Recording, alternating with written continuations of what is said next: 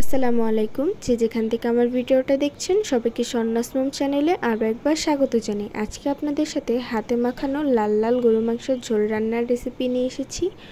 সাধারণ কিছু মশলা দিয়ে অসাধারণ এই গরু মাংসের রান্নার রেসিপিটি আজকে আপনাদের সাথে শেয়ার করব। চলুন তাহলে শুরু করা যাক। এখানে আমি পরিমাণ মতন গরুর মাংস দিয়েছি 2 চামচ আদা বাটা, 2 চামচ রসুন বাটা, 2 চামচ পেঁয়াজ বাটা, দিয়ে দিলাম এলাচ দারচিনি বাটা, দিয়েছি জিরা বাটা, এখানে দিয়ে দিলাম পরিমাণ মতন লবণ, দিয়েছি হলুদের গুঁড়ো 1 চামচ, লাল মরিচের গুঁড়ো 2 চামচ। ঝাল যে যার মতন ইচ্ছা মতন বাড়িয়ে কমিয়ে নিতে পারেন।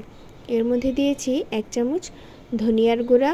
এখন দিয়ে দিলাম এলাচ, দারুচিনি, লং এবং গোলমরিচ, দিয়ে দিলাম 2টো তেজপাতা। এখন পরিমাণ মতন তেল দিয়ে দিলাম। তেল দিয়ে এখন মশলার সাথে মাংসটা ভালোভাবে মিশিয়ে নিতে হবে। মশলাটা যেন মাংসের গায়ে ভালোভাবে লাগে, এর জন্য খুবই সময় নিয়ে আস্তে আস্তে মাখিয়ে নিয়েছি। এখন আমি মাংসটাকে 10 মিনিট রেস্টে রেখে দিব।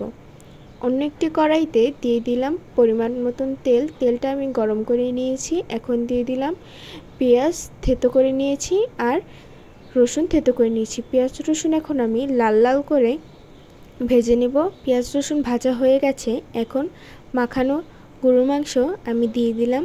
গরুর মাংসটা দিয়ে ভালোভাবে নেড়েচেড়ে নিতে হবে, তা না হলে নিচে থাকা পেঁয়াজ রসুন পুড়ে যাবে, মাংসটা খেতে ভালো লাগবে না। এর জন্য তাড়াতাড়ি মশলাটার সাথে মাংসটা মিশিয়ে নিতে হবে।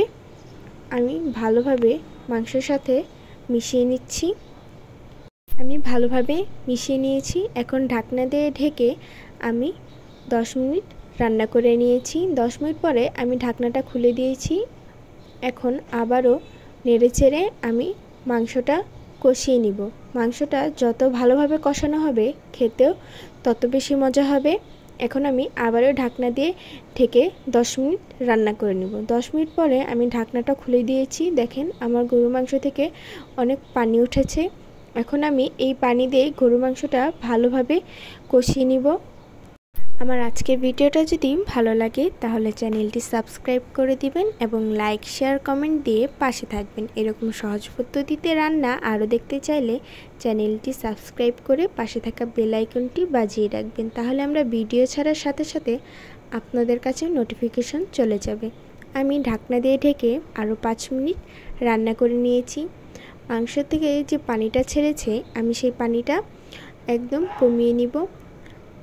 এর মধ্যে এখন দিয়ে দিলাম পরিমাণ মতন পানি দিয়ে আমি মাংসটার সাথে ভালোভাবে মিশিয়ে নিচ্ছি। আমার ভিডিওটা যদি শেষ পর্যন্ত দেখে থাকেন তাহলে আপনাদের সবাইকে অসংখ্য ধন্যবাদ। আমি 10 মিনিট ঢাকনা দিয়ে ঢেকে রান্না করে নিয়েছি। আমি মাঝে মাঝে ঢাকনা খুলে নেড়েচেড়ে নিয়েছি। আমার মাংস রান্না হয়ে গেছে। আপনারাও চাইলে এভাবে রান্না করতে পারেন। আমার ভিডিওটা যদি ভালো লাগে তাহলে একটি লাইক দিয়ে যাবেন। আজকের মতন এখানেই বিদায় নিচ্ছি। আসসালামু আলাইকুম।